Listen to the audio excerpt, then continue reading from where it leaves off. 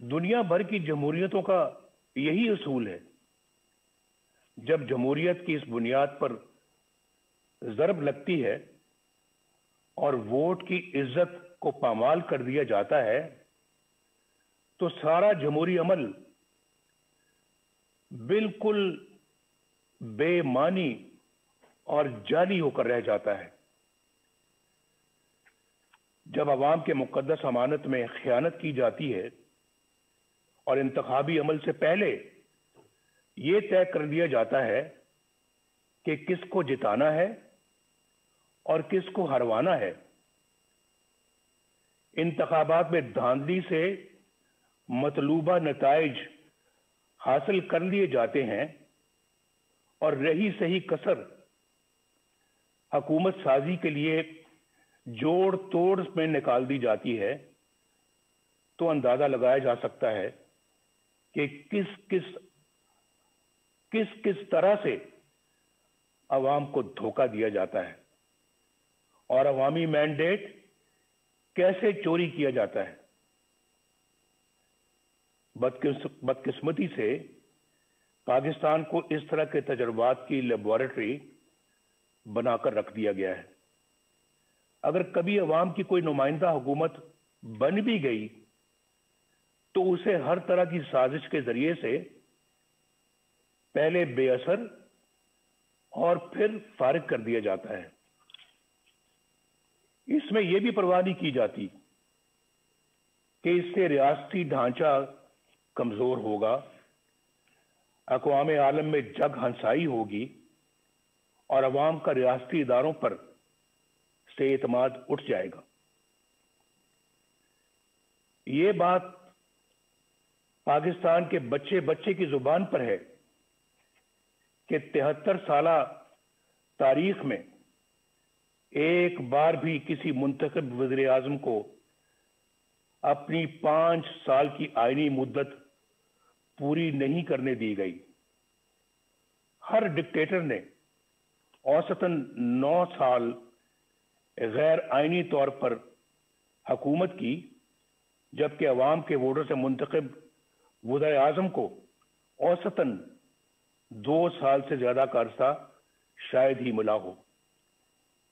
जर्नैलों की मुहिम जोई को रोकने के लिए 1973 के आइन में आर्टिकल 6 डाला गया, आर्टिकल 6, लेकिन उसके बाद भी 20 साल जर्नैली आमरीत के नजर हो गए। ख़वातीनो हज़रात और जनाब सदर, जब एक डिक्टेटर को आइन शिकनी के जुर्म में पहली बार अदालत के कटहरे में लाया गया तो आपने देखा क्या हुआ। क्या हुआ? मुझे यह कहते हुए दुख होता है कि जिस तरह हर माशाअल्लाह को अदालतों ने जायज करार दिया, डिक्टेटर्स को आइन से खिलवाड़ करने का इख्तियार दिया, 3-3 सालों के लिए दिया, उसी तरह 2 बार आइन तोड़ने वाले को बरियत का सर्टिफिकेट भी अदालतों ही ने दिया। उसे एक दिन तो क्या, 1 घंटे के लिए भी जेल में ना डाला जा सका। पूरी दास्तान है मेरे पास जो किसी वक्त सुनाऊंगा कि कहां से कहां ले गए, जबकि आइन पर अमल करने वाले अभी तक कटहरों में खड़े हैं और जेलों में पड़े हैं। हमारी तारीख में तकरीबन 33 साल का अरसा फौजी आमरीत की नजर हो गया। यहां सिर्फ एक डिक्टेटर पर मुकदमा चला, खसूसी अदालत बनी, कार्रवाई हुई, उसे आइन और कानून के तहत सजा सुनाई गई, लेकिन क्या हुआ? मैं पूछना चाहता हूं, क्या हुआ? क्या मुजरिम गिरफ्त में आ गया? क्या सजा मिली? ये सब तो दूर की बात, ہوا تو یہ کہ عدالت اس سرے سے غیر آئینی قرار دے دی گئی. یہاں کوئی یہ انہونی بات نہیں، یعنی پاکستان میں یہ کوئی انہونی بات نہیں کہ کسی ڈکٹیٹر کے بڑے سے بڑے جرم پر بھی کوئی کارروائی نہ ہو، اور اگر ہو بھی جائے تو کوئی اسے چھو بھی نہ سکے، اور اگر کوئی فیصلہ آ بھی جائے تو صرف سزا ہی نہیں، عدالت کو بھی ہوا میں اڑا دیا جائے. لیکن آخر کب تک؟ کب تک؟ اس کے برعکس ان سیاستدانوں کو دیکھیے جو عوام کے ووٹوں سے وزیر اعظم بنے. کوئی قتل ہو گیا، کوئی پھانسی چڑھ گیا، کوئی ہائی جیکر بن گیا، چور اور غدار قرار دے دیا گیا، کسی کو جلا وطن کر دیا گیا، اور کوئی عمر بھر کے لیے نااہل ہو گیا. ان کے گناہ اور سزائیں ختم ہونے میں آ ہی نہیں رہی. وہ جھوٹے مقدمات میں اپنی ماؤں، اپنی بہنوں، اپنی بیٹیوں کے ساتھ پیشیاں بھگت رہے ہیں.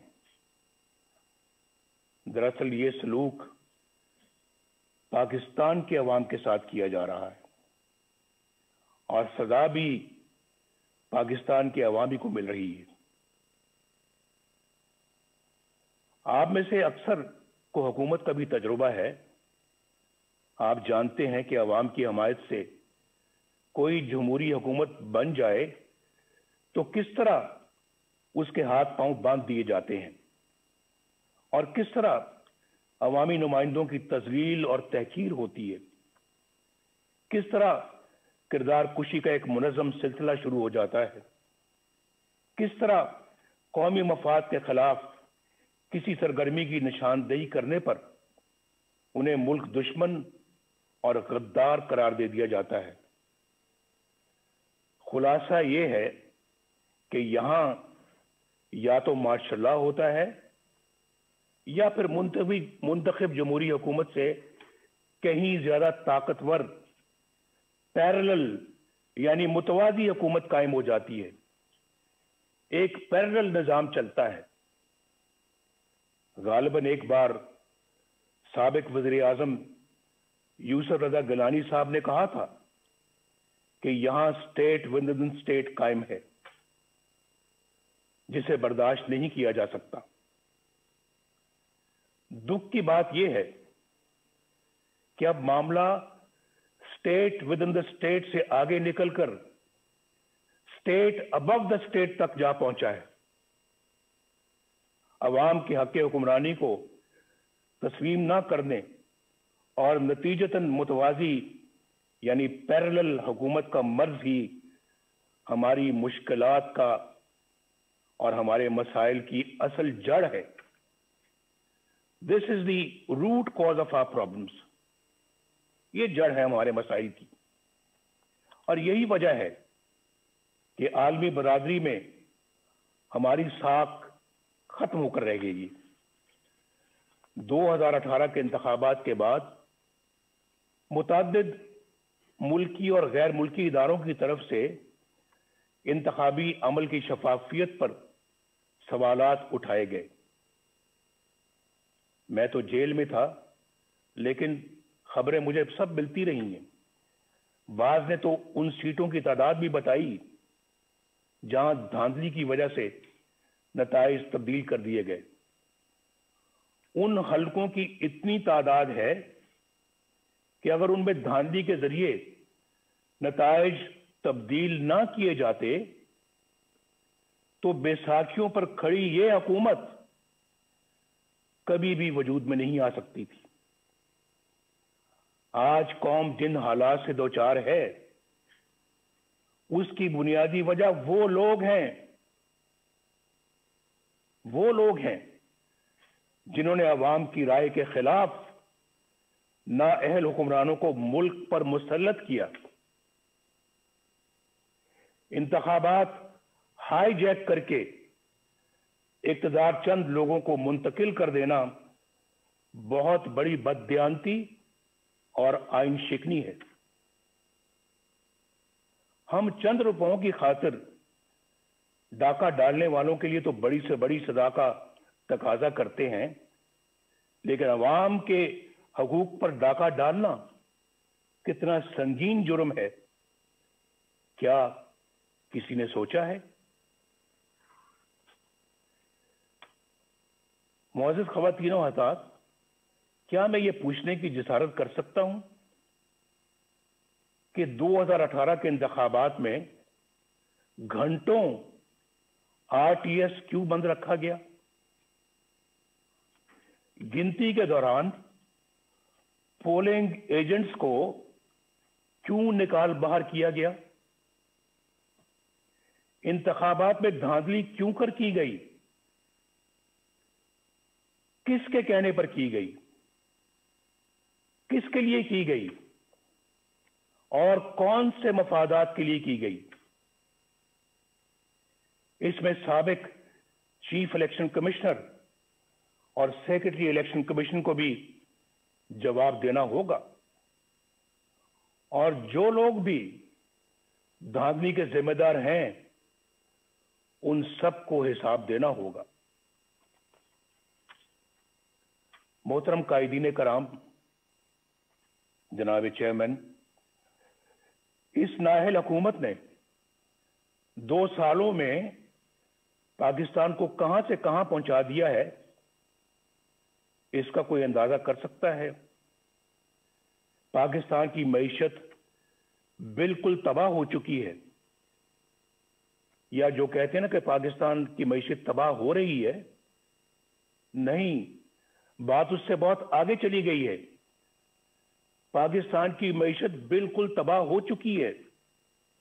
5.8% की शरह तरक्की से आगे बढ़ता हुआ पाकिस्तान आज 0 से भी नीचे जा चुका है। पाकिस्तानी रुपया भारत और बांग्लादेश ही नहीं, अफगानिस्तान और नेपाल से भी ज्यादा नीचे गिर चुका है।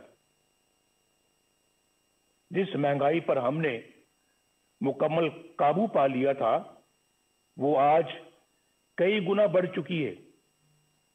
गरीब और मुतवस्सित घरानों के लिए 2 वक्त की रोटी भी मुहाल हो चुकी है।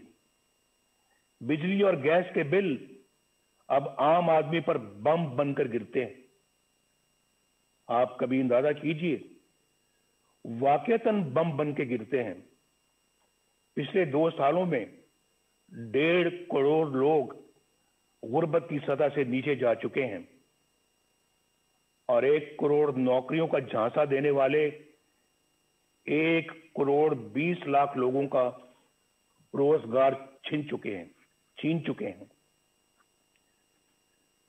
इस नालायक हुकूमत ने हर मामले पर यू टर्न लिया है। आज सरमायाकारी बिल्कुल खत्म हो चुकी है। सीपैक सख्त कंफ्यूजन का शिकार है। कर्जे खत्म कर देने का दावा करने वालों ने 2 साल की कलील मुद्दत में कर्जों में इतना इजाफा कर दिया है कि पिछले तमाम रिकॉर्ड टूट गए हैं। ये मैं फैक्ट्स और फिगर्स से सारी बात बता रहा हूं। और इसके बावजूद कोई एक भी बड़ा तरक्याती मंसूबा शुरू नहीं किया जा सका। वो पाकिस्तान जिसके बारे में बैनुल अक़वामी इदारे ये पेशगोई कर रहे थे कि अगले चंद साल में ये दुनिया की सबसे बड़ी 20 मईशतों यानी G20 में शामिल हो जाएगा, आज मुआशी तौर पर मफलूज होकर रह गया है। याद रखिए कि अगर पाकिस्तान में वोट को इज्जत ना मिली और कानून की हुक्मरानी ना आई, तो ये मुल्क मुआशी तौर पर मफलूज ही रहेगा। और मैं खुले अल्फाज में ये वाज़ेह कर देना चाहता हूं कि ऐसे ममालिक अपने दिफा के काबिल भी नहीं रहते, खास तौर पर उस वक्त जब आपके दुश्मन आपकी कमजोरियों का फायदा उठा रहे हों। خواتین و حضرات، ملک بدامنی، افراتفری اور جرائم کا گڑھ بن چکا ہے۔ آئے دن ایسی پریشان کن خبریں آتی رہتی ہیں جن سے عوام کو امن و امان سے متعلق درپیش پریشانیوں کا اندازہ بخوبی لگایا جا سکتا ہے۔ شیخوپورہ سیالکوٹ روڈ پر قوم کی ایک بیٹی کے ساتھ پیش آنے والا واقعہ دل دہلا دیتا ہے۔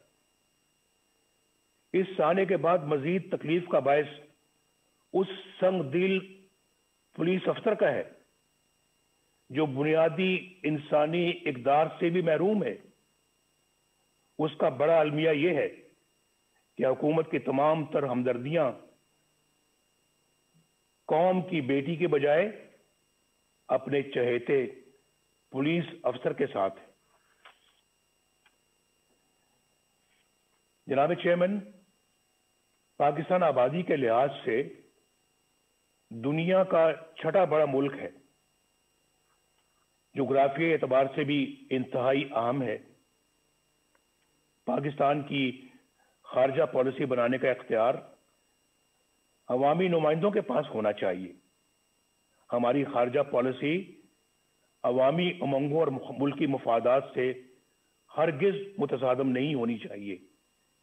کھربوں روپے کے نقصان اور ہزاروں جانیں قربان کرنے کے باوجود ہم کبھی فیٹف اور کبھی کسی اور کٹہرے میں کھڑے شرمناک صفائیاں پیش کر رہے ہوتے ہیں۔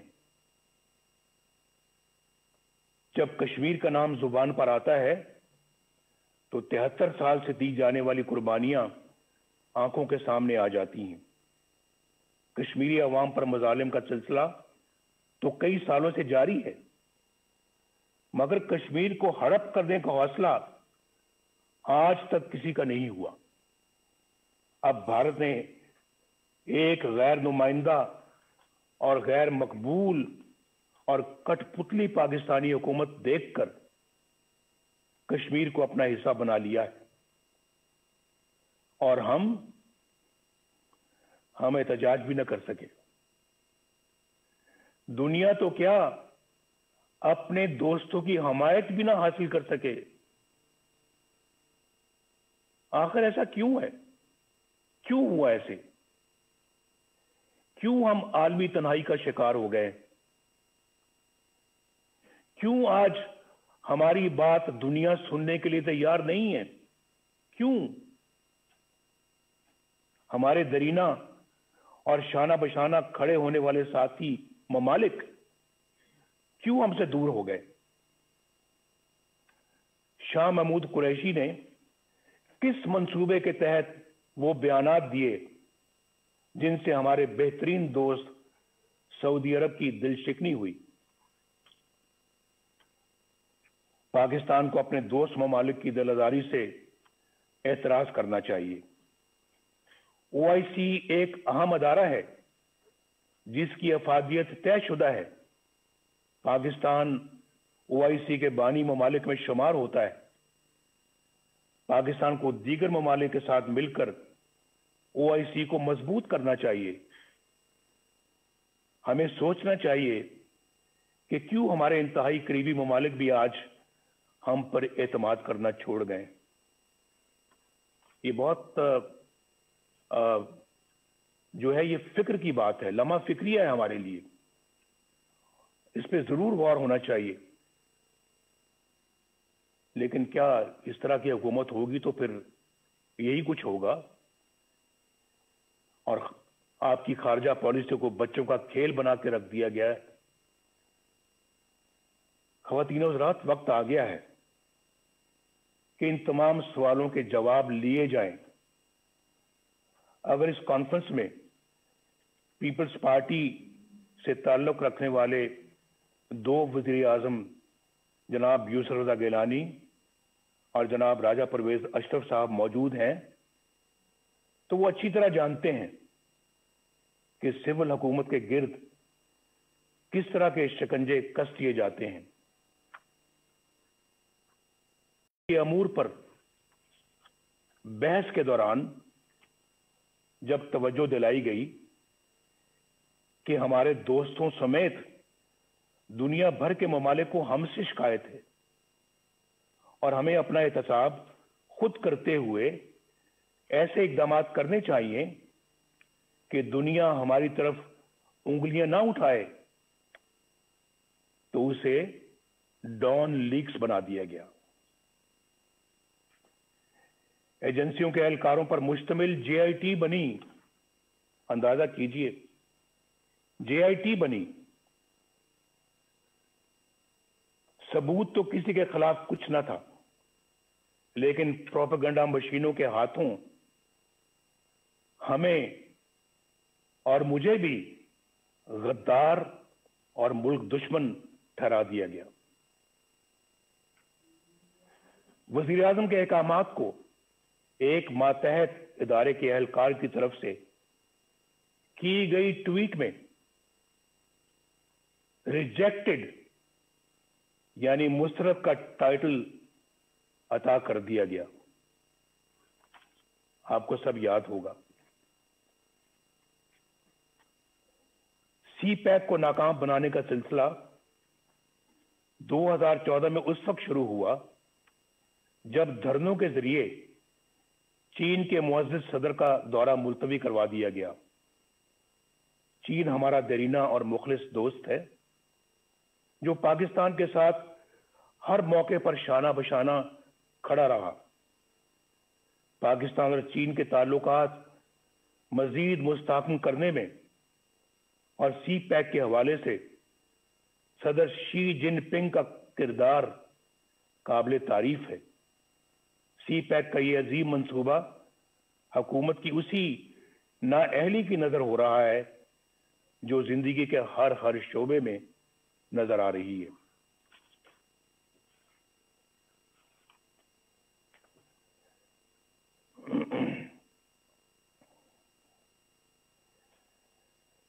اگر میں یہ کہوں تو بے جانا ہوگا کہ سی پیک کے ساتھ پشاور کی بی آر ٹی جیسا سلوک ہو رہا ہے جہاں کئی سال بیت گئے, منصوبے سے کئی گنا زیادہ رقم غرق ہو چکی, مگر نتیجہ آج بھی نظروں سے اوجھل ہے. آئے دن کبھی دوران سفر بسوں میں آگ لگ جاتی ہے تو کبھی بارش ناقص تعمیر کا پول کھول کر رکھ دیتی ہے. یہاں نیب کے کردار کا جائزہ لینا بھی ضروری ہے. سچی بات تو یہ ہے کہ ایک ڈکٹیٹر کے بنائے ہوئے اس ادارے کو برقرار رکھنا ہماری غلطی تھی, لیکن یہ بھی سچ ہے کہ ہم نے کبھی نہیں سوچا تھا کہ یہ ادارہ اس حد تک گر سکتا ہے. یہ ادارہ نہیں بلکہ اندھے حکومتی انتقام کا اعلی کار بن چکا ہے. اس کے کئی سینئر اہلکاروں کے گھناؤنے کردار فاش ہو چکے ہیں. اس ادارے کا چیئرمین جاوید اقبال اپنے عہدے اور اختیارات کا انتہائی نازیبا اور مذموم استعمال کرتے ہوئے پکڑا جاتا ہے, مگر نہ تو کوئی انکوائری ہوتی ہے, نہ ایکشن لیا جاتا ہے, اور نہ ہی شفافیت کے دعوے دار عمران خان پر کوئی جوں ریگتی ہے. اس کے باوجود یہ شخص ڈٹائی سے اپنے عہدے پر براجمان انتقام کے ایجنڈے پر دھڑلے سے عمل کرتا ہے. لیکن بہت جلد انشاءاللہ ان سب کا یوم حساب آئے گا. انشاءاللہ بین الاقوامی ادارے اور ہماری اعلی عدالتیں نیب کے منفی کردار پر بڑی واضح رائے دے چکی ہیں. یہ ادارہ انتہائی بدبودار ہو چکا ہے اور یہ مکمل طور پر اپنا جواز کھو چکا ہے.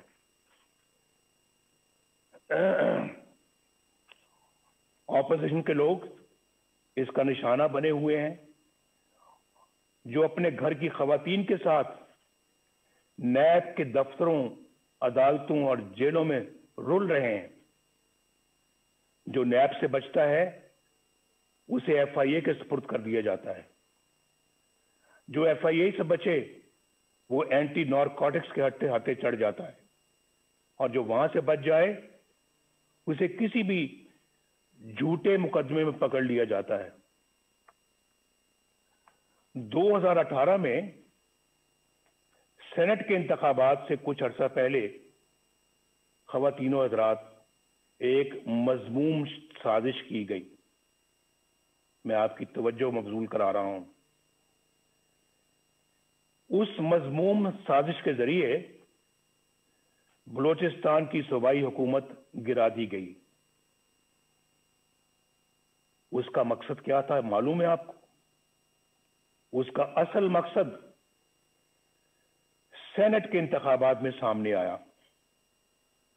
اس سازش کے کرداروں میں لیفٹیننٹ جنرل عاصم سلیم باجوہ، جو اس وقت وہاں کے کور کمانڈر تھے، سدرن کمانڈ کے کمانڈر تھے، ان کا نام بھی آتا ہے۔ یہ وہی جنرل عاصم سلیم باجوہ ہیں جن کے خاندان کی بے پناہ دولت اور دنیا بھر میں پھیلے ہوئے اثاثوں کی تفصیلات پوری قوم کے سامنے آ چکی ہیں۔ ان حقائق کو نہ صرف چھپایا گیا بلکہ مبینہ طور پر ایس ای سی پی کے سرکاری ریکارڈ میں رد و بدل بھی کی گئی۔ 15-20 سال کے عرصے میں اربوں روپے کے یہ اثاثے کہاں سے بن گئے، یہ پوچھنے کی کسی کی مجال نہیں۔ میڈیا پر خاموشی چھا گئی، نہ نیب حرکت میں آئی،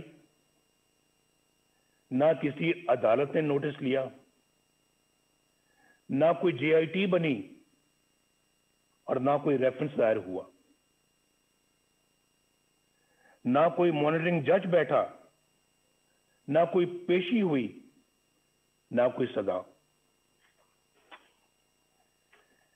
اندازہ لگائیے باپ، احتساب کا نعرہ لگانے اور این آر او نہ دینے کے بڑے بڑے دعوے کرنے والا عمران خان، انہوں نے بھی اس اثاثوں کے ذرائع پوچھنے کی ضرورت تک نہ کی، بلکہ ایک پل میں انہیں ایمانداری کا سرٹیفکیٹ جاری کر دیا گیا۔ یہ سارا کچھ آپ کے سامنے ہوا ہے۔ میڈیا پر پہلی بار اس سکینڈل کا ذکر اس وقت ہوا جب جنرل عاصم سلیم باجوہ تردید کے لیے خود ٹی وی پر آئے۔ اس حکومت کے 2 سالوں میں یہ کوئی پہلا مالی بدعنوانی کا سکینڈل نہیں۔ یہاں کئی انتہائی سنگین سکینڈل سامنے آ چکے ہیں جن کا نقصان براہ راست غریب عوام کو پہنچا۔ حکومت میں بیٹھے لوگ باقاعدہ پلاننگ سے آٹے، چینی اور دوائیوں کی قیمتیں آسمان پر لے گئے۔ یاد ہے نا آپ کو، جب ہم چھوڑ کر گئے تھے چینی 50 روپے کلو تھی، آج کتنی ہے؟ آج کہتے ہیں 100 روپے تک جا پہنچی ہے۔ اور آٹے کی قیمتیں بھی دیکھ لیں آپ، دوائیوں کی قیمتیں آسمان تک پہنچ گئی ہیں۔ عوام کے کھربوں روپے لوٹ لیے گئے۔ ملک کا حکمران اگرچہ دن رات کرپشن مافیاز اور این آر او کا ڈنڈورا پیٹتا ہے، لیکن چینی کی قیمت بڑھانے میں خود اس کی ذات ملوث ہے۔ کیا نیب اسے تحقیقات کے لیے گرفتار نہیں کرے گا؟ کیا اس پر کوئی ریفرنس دائر نہیں ہوگا؟ علیمہ خان صاحبہ، جو کوئی جدی پشتی رئیس نہیں، بس خیراتی اداروں کی فنڈ ریزنگ کرتی رہتی ہیں، ان کے بیرون ملک اثاثوں کے ذرائع کی نیب کبھی کوئی چھان بین نہیں کرے گا؟ بنی گالہ میں عمران خان کے ذاتی گھر، اس کی غیر قانونی تعمیر کی فائل کیا یوں ہی بند رہے گی؟ فورن فنڈنگ کیس جس میں بے شمار مالی بے ضابطگیاں ہیں اور کرپشن ہے، جن کی گواہی خود پی ٹی آئی کے رہنما دے رہے ہیں، اتنے سال گزر جانے کے باوجود کیا الیکشن کمیشن ان پر کوئی فیصلہ نہیں کرے گی؟ یہ بڑے ایسے جاندار سوالات ہیں جن کا آج تک کوئی جواب سامنے نہیں آیا. ہم کب تک انتظار کریں گے؟ کیا ان تمام لوگوں پر کوئی فوجداری مقدمہ قائم نہیں ہوگا؟ کیا بنی گالہ میں زمین کی خرید کی منی ٹریل پر کوئی جے آئی ٹی نہیں بنے گی کہ یہ اتنی بڑی جائیداد کہاں سے بنی اور کیسے بنی؟ اس میں بہت کرپشن اور شکوک و شبہات ہیں. کل اسمبلی اراکین کے ٹیکس گوشواروں کی تفصیل سامنے آئی. عمران خان نے اربوں روپے کی جائیداد رکھتے ہوئے بھی 2,83,000 روپے کا ٹیکس دیا ہے. سوال یہ ہے کہ جب آمدنی اتنی قلیل ہے، اتنی کم ہے، تو آپ کے لاہور زمان پاک کے گھر پر خرچ ہونے والے کروڑوں روپے کہاں سے آئے؟ یہ بتانا ہوگا. کیا نیب ان آمدن سے زیادہ اثاثوں پر کوئی ایکشن نہیں لے گا؟ احتساب کے اداروں کو اپوزیشن کے سوا کسی کے احساس سے نظر نہیں آتے اور نہ ہی کسی کی آمدنی کے ذرائع. ریاست مدینہ تو بہت بلند و برتر مثال ہے. قانون و انصاف کا ادنا سا معیار رکھنے والی ریاست میں بھی ایسا نہیں ہوتا. کیا کچھ لوگ اس دورے معیار کی وجہ سے کسی جرم کے بغیر سزائیں پاتے رہیں گے اور کچھ لوگ سب کچھ کر کے بھی بے گناہی اور معصومیت کے سرٹیفکیٹ حاصل کرتے رہیں گے؟ قوم کب تک دیکھنے اور جاننے کے باوجود خاموشی سے یہ سب کچھ سہتی رہے گی؟ کیا ہم ایسا پاکستان اپنی آنے والی نسلوں کے لیے چھوڑنا چاہتے ہیں؟ فیصلہ کر لیں آج. کیا ہم ایسا پاکستان اپنی آنے والی نسلوں کے لیے چھوڑنا چاہتے ہیں؟ میں تو کہوں گا نہیں، ہرگز نہیں، کبھی بھی نہیں،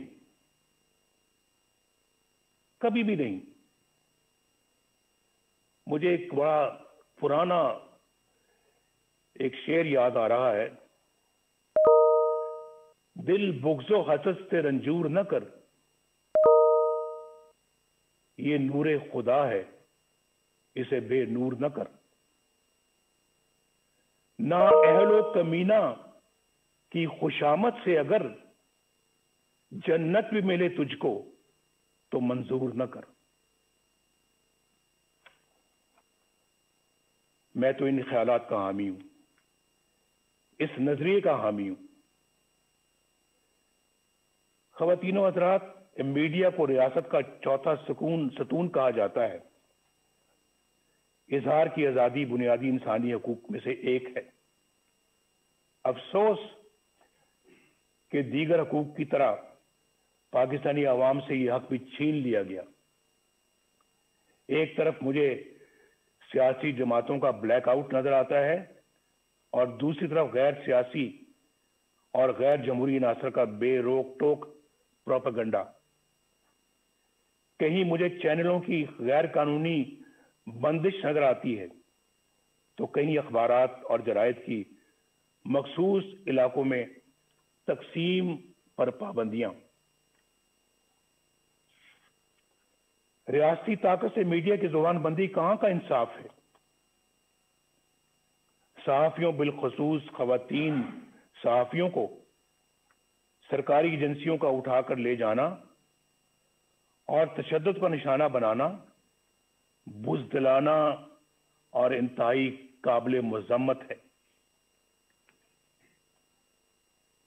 سینئر صحافیوں کو چینلوں یا اخبارات کی ملازمت سے برخاست کروا دینا، بے بنیاد مقدمات میں الجھا دینا اور قید میں ڈال دینا کیا ایک جمہوری ریاست کا طریقہ ہے؟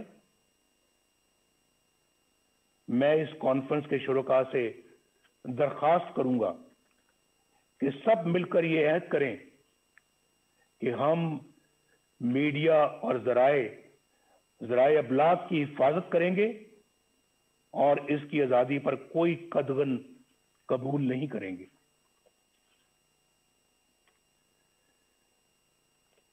خواتین و حضرات، محترم چیئرمین بلاول بھٹو صاحب، جمہوریت کو کمزور کرنے اور اپنا مخصوص ایجنڈا نافذ کرنے کے لیے تقسیم کرو یعنی ڈیوائیڈ اینڈ رول یعنی لڑاؤ اور حکومت کرو کی پالیسی معمول بن چکی ہے۔ کچھ عرصہ پہلے تک یہ تقسیم سیاستدانوں تک محدود تھی، جنہیں مخصوص حلقوں کی طرف سے بلایا، ڈرایا اور دھمکایا جاتا تھا۔ یہ طریقہ سیاسی جماعتیں توڑنے اور فارورڈ بلاک بنانے یا پھر مرضی کی پارٹیاں بنانے کے لیے استعمال ہوتا رہا اور آج بھی ہوتا ہے۔ محکمہ زراعت کو تو آپ سمجھتے ہی ہیں۔ آج ہمیں یہ فیصلہ کرنا ہوگا کہ ہم ایک ہیں اور قومی مفاد کی خاطر تقسیم ہونے سے انکار کرتے ہیں۔ اگر ہم ایسا کرنے میں کامیاب ہو گئے تو پھر یہ کانفرنس کامیاب ہے۔ ایسا کرنے میں اگر ہم کامیاب ہو گئے تو یہ کانفرنس ہماری تاریخ کا بڑا سنگ میل بن سکتی ہے۔ اب ڈیوائیڈ اینڈ رول کا یہ ہتھیار وکلاء، دانشوروں، تاجروں، صنعت کاروں اور میڈیا کے لیے استعمال ہو رہا ہے، بلکہ اب اس کا ہدف عدلیہ بھی ہے۔ جو جج انصاف اور قانون کی راہ پر چلتا ہے اور دباؤ میں آنے سے انکار کرتا ہے، اسے عہدے سے ہٹانے کی سازشیں شروع ہو جاتی ہیں۔ جسٹس شوکت عزیز صدیقی اور جسٹس قاضی فائز عیسیٰ کی مثالیں ہمارے سامنے ہیں۔ یہ دونوں جج صاحبان دیانتداری، سچائی اور امانت داری کی شہرت کے حامل ہیں۔ آج تک کسی فورم نے یہ تحقیق ضروری نہیں سمجھی کہ جسٹس شوکت عزیز صدیقی نے جو کچھ حلفاً کہا، یعنی حلف پر کہا، اس کا بھی تو جائزہ لیا جائے۔ بعض امیر ججوں کے ساتھ یہاں ایسا ہی سلوک کیا جاتا ہے۔ انفارچونیٹلی یہاں انصاف پسند اور امانت دار نہیں بلکہ ایسے منصف تلاش کیے جاتے ہیں جو ان کے ہر جائز اور ناجائز مطالبات تسلیم کریں، ان کے جبر و استبداد اور بلیک میلنگ کے آگے سرے تسلیم خم کریں، نظریہ ضرورت بنائیں اور پروان چڑھائیں۔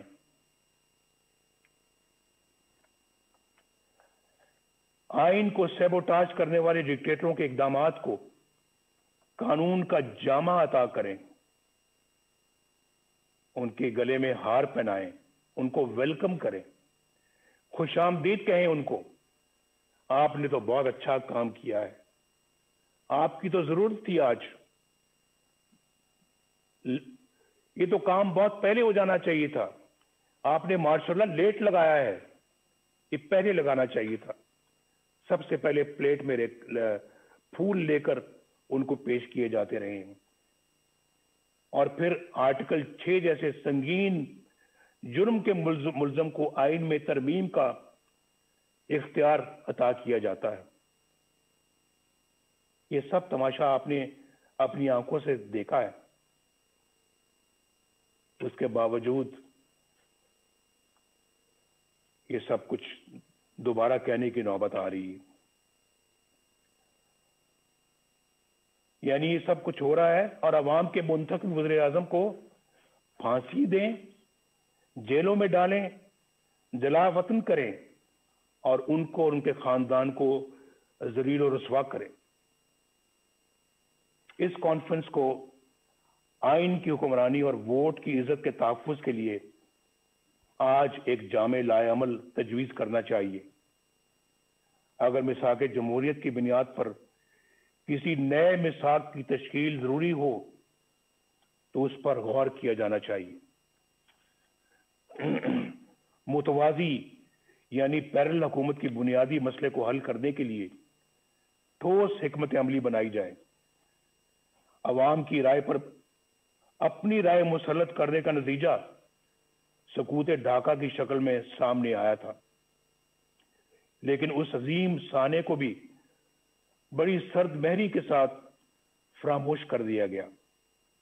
میری تجویز ہے کہ یہ کانفرنس حمود الرحمان کمیشن کی سفارشات کو عوام کے سامنے لائے.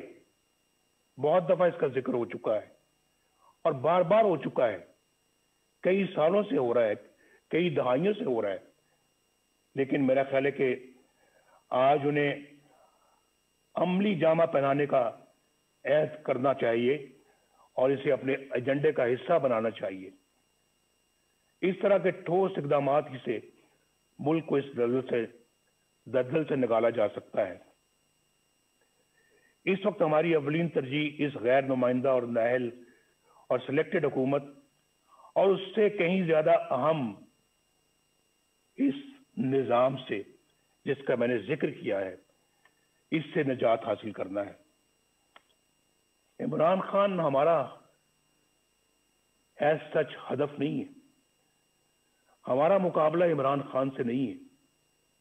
یہ میں الیکشن سے پہلے بھی کہہ چکا تھا اور آج بھی کہہ رہا ہوں. آج ہماری جدوجہد عمران خان کو لانے والوں کے خلاف ہے اور ان کے خلاف ہے جنہوں نے اس طرح انہیں الیکشن چوری کر کے اس طرح کے نااہل بندے کو اس جگہ پر لا کر بٹھایا ہے اور ملک کو برباد کر دیا ہے. یہ ملک ہمیں تمام چیزوں سے زیادہ عزیز ہے، جس نے عوام اور اپوزیشن کے ساتھ ساتھ اچھی شہرت کے حامل جج صاحبان کو بھی نشانہ بنا لیا ہے. یہ تبدیلی عمل میں نہ آئی تو یہ نااہل اور ظالمانہ نظام ملک کو ناقابل تلافی نقصان پہنچا دے گا. ہمیں یہ بھی نہیں بھولنا چاہیے کہ ہمارے دشمنوں کے عزائم کیا ہیں. ان کے عزائم کو ناکام بنانے کے لیے مضبوط معیشت کے ساتھ ساتھ مضبوط دفاعی نظام کی بھی ضرورت ہے.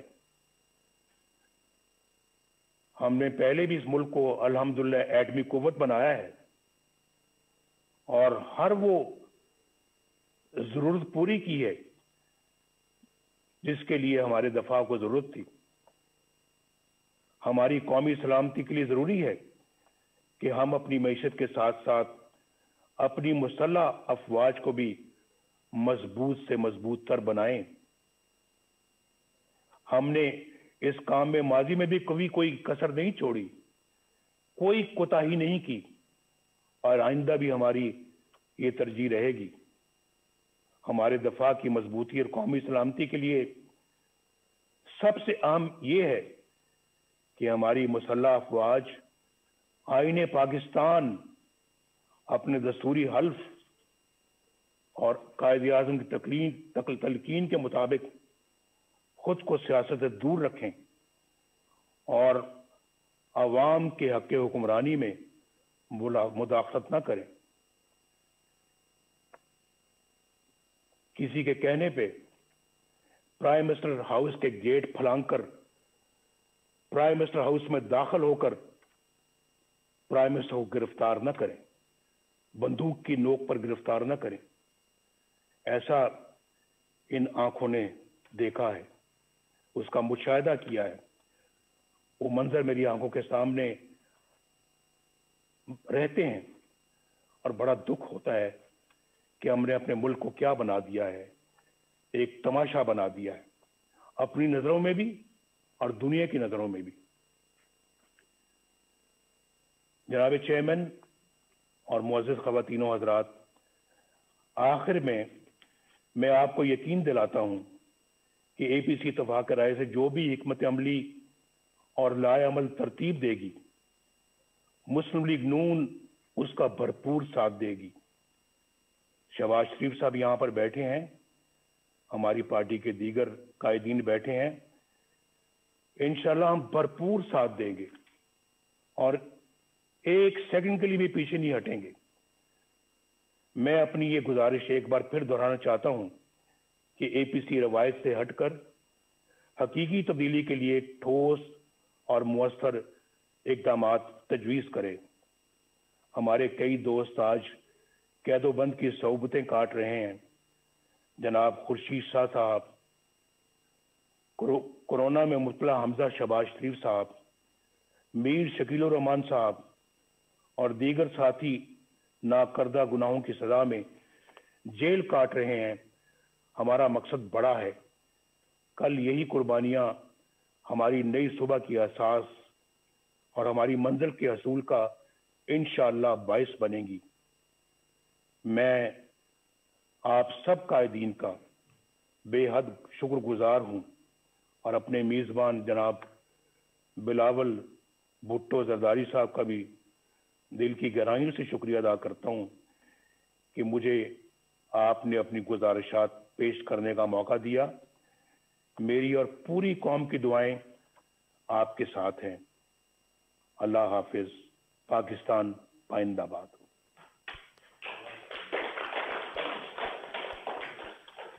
السلام ایکسکیوز می, اگر مناسب ہو تو پلیز سب کی رائے کہ موبائل فونز جمع کرا دیں پلیز.